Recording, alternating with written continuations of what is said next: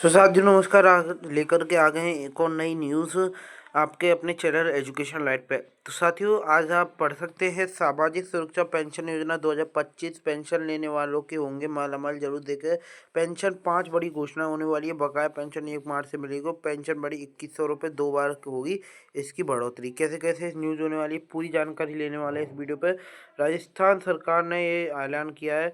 तो कैसे कैसे ऐलान हुआ है, कौन कौन इसका लाभार्थी होने वाला है, पूरी जानकारी लेने वाले वीडियो। तो वीडियो को अंत तक बने रहे। ठीक है साथियों, चलिए न्यूज़ पे चलते हैं। पेंशन धारकों के लिए खुशखबरी 1 मार्च से मिलेगी बकाया पेंशन। ठीक है, पूरा पढ़ते हैं इस लेख को।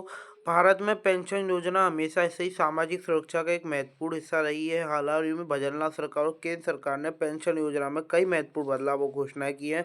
इन बदलावों का मुख्य उद्देश्य है वृद्धजनों, दिव्यांगों, विधवाओं और अन्य जरूरतमंद वर्गों को अधिक वित्तीय सुरक्षा प्रदान करना। इस लेख में हम बकाया पेंशन 5 घोषणाओं के बारे में नाम बताएं और जाने बदलना सरकार की नई योजनाओं के बारे में विस्तार से चर्चा करेंगे। ठीक है, पेंशन 1 मार्च से मिलेगी बकाया पेंशन, ये आप पढ़ सकते हैं।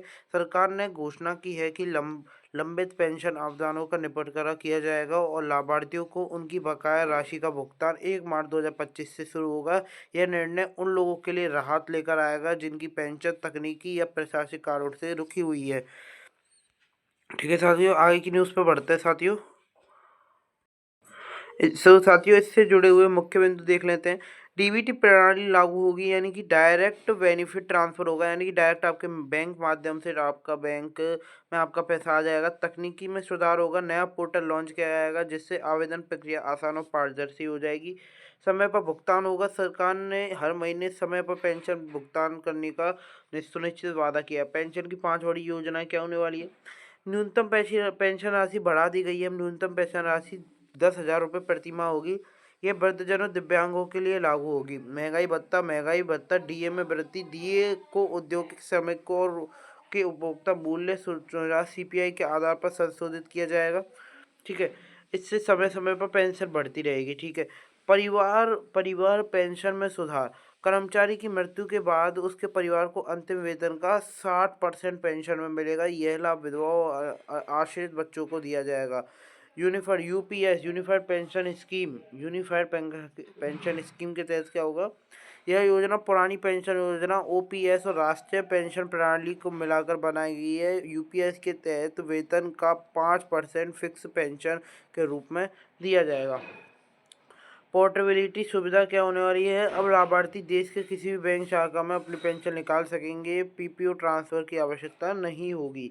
ठीक है, नए नाम जुड़ेंगे।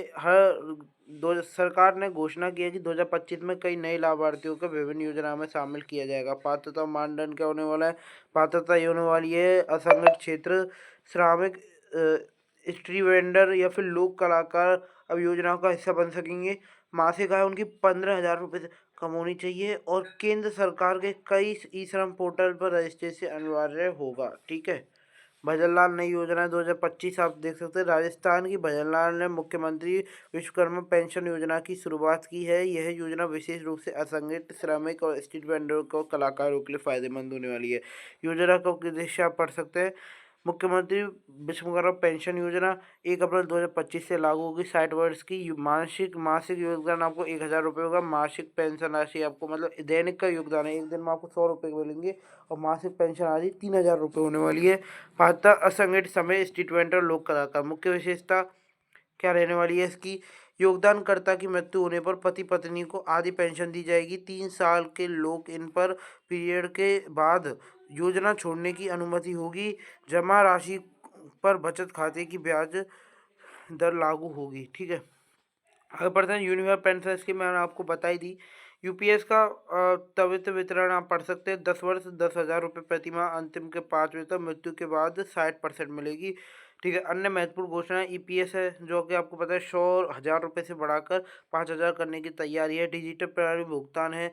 कैचअप कंट्रीब्यूशन सीमा बढ़ाई गई है। 60 से 63 वर्ष के आयु के कैचअप किलोमीटर 11,250 रुपये कर दी है। ठीक है, निष्कर्ष यह है कि 2025 में पेश 2025 में पेश किए गए ये सभी बदलाव नई योजनाएं देश भर के नागरिकों को सीधा फायदा पहुंचाएंगी। खासकर वृद्धजनों और दिव्यांगों और असंगठित क्षेत्र के श्रमिकों को इन योजनाओं से वित्तीय स्थिरता मिलेगी। ठीक है साथियों, तो ये अपनी न्यूज़ होने वाली थी, आप इसको पढ़ सकते हैं। एंड साथियों, हमारे जो यूट्यूब चैनल एजुकेशन लाइट को सब्सक्राइब करके वीडियो को आपको लाइक करके जाना है, क्योंकि इसमें ऐसी न्यूज़ आती रहती है। साथियों, मिलते हैं किसी और वीडियो में।